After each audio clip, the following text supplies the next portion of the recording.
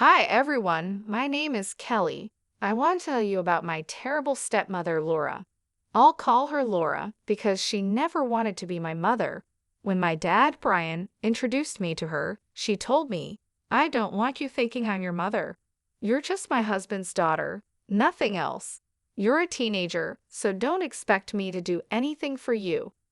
I replied, "That's okay, Laura. I can take care of myself. I just want my dad to be happy. I won't get in the way."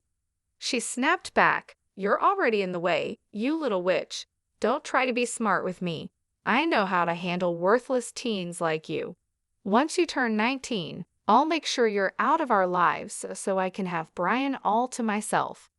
The talk got worse, with Laura saying awful things about me and my late mom. My dad was a widower, and my mom died when I was 8. I missed her a lot, and it took Dad a long time to date again. That's why I never told him about Laura's nasty words and behavior, which was a big mistake. After she married Dad, she became a nightmare. Even Dad was surprised by her behavior. Laura always targeted me and tried to get me out of the house. She hated kids and didn't want me around, but she never told Dad that before they dated. When Dad refused to abandon me, she started harassing me. She would mess up her own food and blame me, saying, "Look at what your daughter did, Brian. She spoiled my cooking because I wouldn't cook for her. She's going to poison me one day." Dad asked, "Kelly, do you have an explanation for this?" I replied, "I swear, Dad, I don't know anything about this. I'm happy to cook for myself. I wasn't even home before you came back, and I bought takeout to eat in my room." "Oh God, she's lying now, Brian. I'm telling you, get rid of her before she kills me." This is just one example of what Laura has done for 5 years. This time, she blamed me for too much salt in her food, which she added herself. It was crazy, but Dad believed me because I had proof. Over the years, she did much more. She disconnected my phone, locked me out of the house for 6 hours, took my car keys on the day of an important test, and threw away my project that I spent a week on. Dad tried to make her understand that this wasn't okay, but she never listened. She would be nice for a few days and then do something terrible again. After a year of living with Laura, I got a job to pay for my own things. I didn't want her messing with my life anymore. Dad was upset, but I told him it was good for me to have my own money and not feel guilty. Laura, a stay-at-home wife, considered Dad's money her own, so she didn't want him spending too much on me, not even for basics. I tried to stay invisible so Laura would leave me alone, but she never did. She wanted to get rid of me, but she didn't know what was coming. The big drama happened a few weeks after my 19 birthdays. Laura was in a good mood, singing around the house because she thought she could finally kick me out. She didn't know I overheard her planning to ambush me. So when I came home from work and saw my stuff packed, I wasn't upset. I was amused. I said, "Hey Laura, why is my stuff packed? Are we going on vacation?" "Don't act so smart, Kelly. I hope you remember my words," she replied. "I told you that once you turned 19, I'd kick you out. Well, it's time for you to leave now. I even packed your stuff to make it easier for you." "So, you want to kick me out of my house?" "Oh no, Kelly, this is my house. I don't have to keep you here anymore. I'll deal with Brian later, but you are definitely leaving." Laura had a smug look on her face, already planning what she'd do with my room. But like I said, not so fast, Laura. Karma is coming for you. I calmly took out some documents from my bag and handed them to her. She looked confused, so I said, "I think you need to look at these papers first, Laura. I've been meaning to give you this for a while. Your talk about eviction just reminded me. What are these papers? Why do I need to read them? Why don't you take a look and find out?" Laura sat down and started reading the papers. Her confusion turned to shock and then disbelief. She looked at me and then back at the papers. Finally, she got angry and said, "Is this an eviction notice in my name? What the hell, Kelly? What is the meaning of this? It means I want you out of my house in a month. You know, the usual thing an eviction notice means." You can't serve me eviction papers. You can't do that. This is my house, and I'm the only one who can kick people out. No, Laura, this is my house and has always been. My dad was just a caretaker until I turned 19. Now, it belongs to me. I recently completed the documentation process. No, that's impossible. Brian can't just give you this house. It's our marital asset, and he can't give it to you without consulting me. How is this a marital asset, Laura? Dad had this house before you were in the picture. I guess he didn't tell you, but this house actually belonged to my maternal grandparents. They left it to me and appointed Dad to hold it until I turned 19. No, no, no, you must be lying. This can't be true.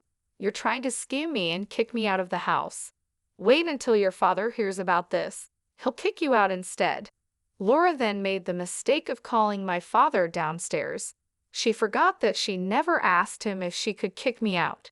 Even if the house belonged to my father, she should have asked him first. She knew he would say no, so she tried to do it behind his back. In her frenzy, she overlooks this and involved Dad. I didn't mind. It worked out better for me. Dad came downstairs and said, "Whoa, calm down, Laura. Why are you yelling like that? What's wrong? Why wouldn't I be screaming? Your daughter is making wild claims again.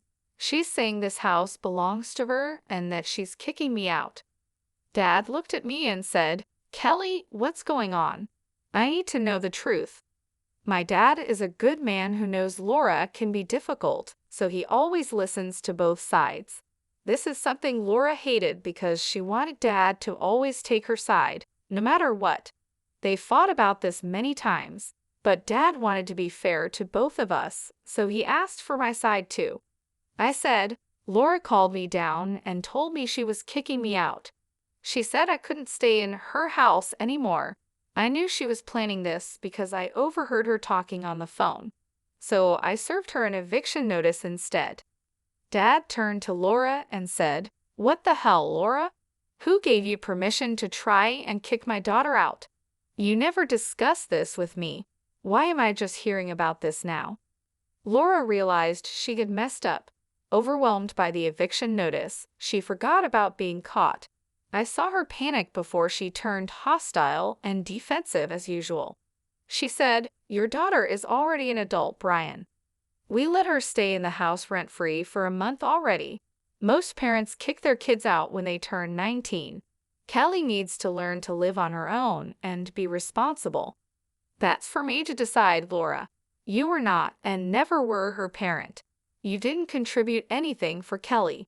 How did you think it was okay to decide when to kick her out? You've been unfair, Brian. I've put up with your favoritism for years because Kelly was a teenager, but now she needs to go.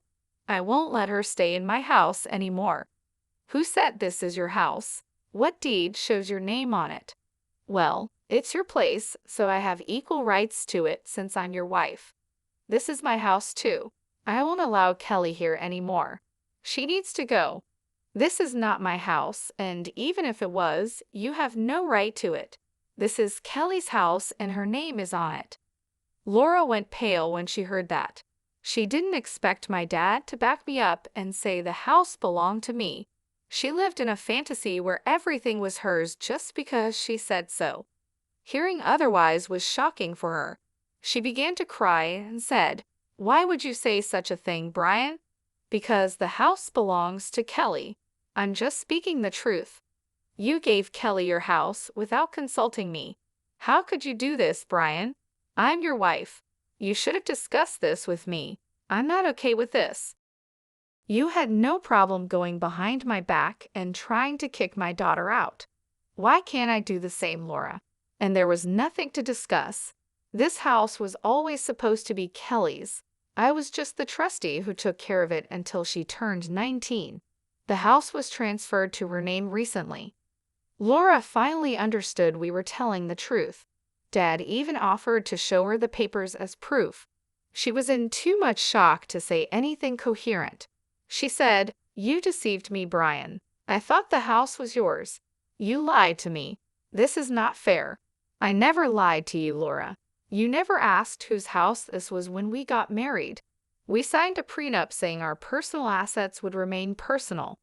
Oh my God, this can't be true. You should have told me, Brian. Now Kelly is throwing us out. Look at how ungrateful your daughter is. Brian, I am not throwing my dad out, Laura. That's just for you. You're the one who won't get to live in my house anymore. I would have considered letting you stay, but after you tried to kick me out, I changed my mind. You're going to leave. If you kick me out, your dad will follow. We're a couple. He won't abandon his wife. Now it was my father's turn to laugh. He had already made plans that I knew about, but he was unsure whether to go through with them.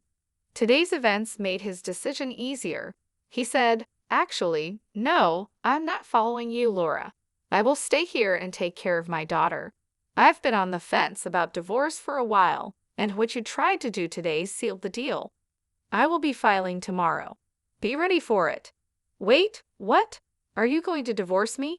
You want to leave me over your daughter? You can't do that. Yes, I can, Laura. Did you think I would forgive you for tormenting my daughter for 4 years? I thought you might change, and I've been patient, but now I know you will continue to be toxic. I don't want someone like you in my life or my daughter's. Laura took a step back as if physically hurt. She never expected a divorce so soon. My dad is usually a quiet man who doesn't do anything drastic. This was unlike him. He was mad, and it showed on his face. He didn't shout, but his tone made it clear he was very angry, making Laura even more anxious. She started to argue with my dad, and I chose to leave and go to my room. Dad and Laura fought for an hour, with Laura shouting and crying while my father explained his reasons calmly. After the fight, Dad came to my room. He seemed a little upset and didn't meet my eyes. He sat down and said, "Kelly, I know I need to apologize to you. I'm sorry, dear. I should have protected you better from Laura. I thought being fair and avoiding fights would help, but I was wrong and made things worse for you." You don't have to apologize, Dad. I know you loved Laura, and she wasn't like this when you married her. People change, and sometimes it takes time to see it. Wow, you've grown up a lot. I wish I had done things differently. I brought a mad woman into our lives. Well, what's done is done. I forgive you, Dad. You really tried your best, and I'm not complaining. Do you want to divorce Laura? I won't be mad if you don't. I understand. Girl, I'm not living with that mad woman anymore. I'm done. Her true face shocked me too much. I don't want her in my life anymore. I saw this coming, which is why I made the prenup. I worried she'd mess up your future and cause money troubles, so I thought it was the best way. See, you did think about me. You deserve to be happy, Dad. If Laura means nothing to you anymore, it's best you separate. I spent a lot of time reassuring my dad that he wasn't a bad parent. In fact, he did a lot for me, and I needed to make him believe that too. I'm not going to lie. I was super happy that my dad was finally getting rid of Laura. She wasn't right for him and had no business staying married to him after everything she did. Our talk went well, and Dad went to sleep in the guest room that night. I finally felt peaceful knowing Laura would soon be out of our lives for good. I hoped she would remember this lesson for the rest of her life. The real surprise came the next morning when I found Laura trying too hard to seem loving and caring. She was in the kitchen making me breakfast and acting like I was the best person in her life. Even Dad was giving her a confused look. After breakfast, I said, "Thanks for breakfast, Laura, but you don't have to do this anymore. I can make my own, like I have for the last 5 years. There's no need for sudden changes." That's nonsense, Kelly. I'm happy to do this for you. Having our meals together can bring us closer as a family. What's the need for that? We won't be a family anymore soon. You should have done this years ago. It's too late now. Oh, come on, Brian. Don't be so hard on me. I'm trying. I can make this work. I'll start being a better parent to Kelly. We'll be the best mother-daughter duo ever, right, Kelly? I knew Laura was trying to save herself. She'd have come up with a plan overnight. Dad didn't trust her either and just looked a little amused. With Laura waiting for my reply, I said, "I don't think so, Laura. First, I'm 19 and don't need a new parent. I pay my own bills and will be off to college soon. Second, you are not, and never will be, my mother. That word doesn't suit you at all. Kelly, I'm sorry for being mean to you in the past. You need to give people a chance. We can be a happy family if you give me a chance, and it will help my marriage too. Dad says you have a few months left in this marriage. If you're trying to stay in this house, it won't work. I'm kicking you out anyway, and Dad is divorcing you. You've already done the damage, Laura. There's no point in acting innocent and sorry. I know you better than that." Laura saw her new plan wasn't working. I guess Laura didn't have anything else to use against us. She couldn't threaten to ruin Dad financially because of the prenup she signed. So her only option was to beg and cry. She started crying hysterically, begging me not to kick her out. She also pleaded with me to ask Dad to give her another chance. Then she turned to Dad, begging him to be more forgiving. Our entire day was filled with Laura begging and pleading for mercy. Since Dad and I were both off work that day, we had to endure her theatrics. Dad did leave for a while to contact the lawyer and file for divorce. Within a week, Laura received the divorce papers. After she got the papers, Laura stopped begging and crying. Dad and I told her she needed to get a job if she wanted a place to live and a lawyer for her divorce. Laura thought she could convince us to give her another chance, but that didn't happen. When the month was up, she was promptly kicked out. She caused some trouble when we told her to leave, but after Dad threatened her with more legal action, she left sobbing. Laura had no choice but to move in with a friend, since her own family couldn't stand her anymore. As she left, she took the negativity with her, and the house finally felt like home. It was such a relief to be rid of her toxic presence. In the weeks following Laura's departure, Dad and I worked on repairing our relationship and making the house a warm, welcoming place again. We redecorated the rooms, bringing in new furniture and adding personal touches that made the house feel truly ours. We also spent more time together, enjoying meals, watching movies, and talking about our future plans. It was a healing process for both of us, and we grew closer than ever before. Dad continued with the divorce proceedings, making sure everything was handled properly. He was determined to protect our home and ensure Laura could never cause us trouble again. Laura tried a few more times to contact Dad, hoping to sway him, but he stood firm. He was done with her manipulations and wanted to move forward with his life. I focused on my studies and preparations for college. With Laura gone, I could finally concentrate on my future without constant stress and conflict. Dad was incredibly supportive, helping me with college applications and cheering me on every step of the way. His belief in me boosted my confidence, and I knew I could achieve my dreams with him by my side. A few months after Laura left, Dad met someone new. Her name was Emma, and she was kind, caring, and genuine. Unlike Laura, she embraced me with open arms and treated me like family from the start. Emma and Dad's relationship blossomed naturally, without the tension and deceit that had plagued his marriage to Laura. As Dad and Emma grew closer, I could see the positive impact she had on him. He was happier, more relaxed, and full of hope for the future. Emma quickly became an important part of our lives, bringing joy and warmth to our home. She understood the pain we had gone through and was patient and understanding, never pushing too hard or making us feel uncomfortable. Seeing Dad happy and in love with someone who truly cared for him made me feel at peace. It was a stark contrast to the years of turmoil we had endured with Laura. Emma's presence brought stability and harmony, and for the first time in a long while, I felt a sense of security and contentment. The following year, I left for college, excited about the new chapter in my life. Dad and Emma supported me every step of the way, visiting often and staying in touch. Their encouragement and love were a constant source of strength for me, helping me navigate the challenges of college life.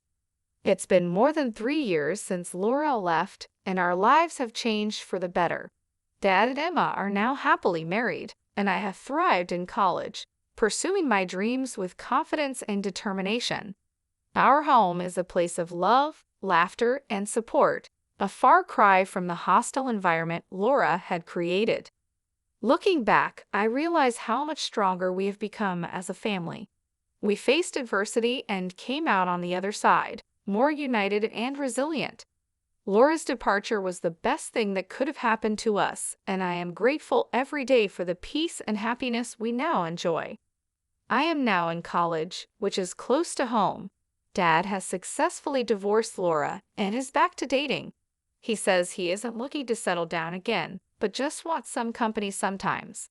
As for Laura, the last I heard, she moved into a flat with several roommates and is struggling to make ends meet.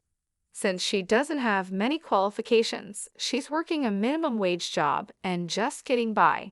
I saw her from afar at a grocery store. She looked like she had aged 11 years.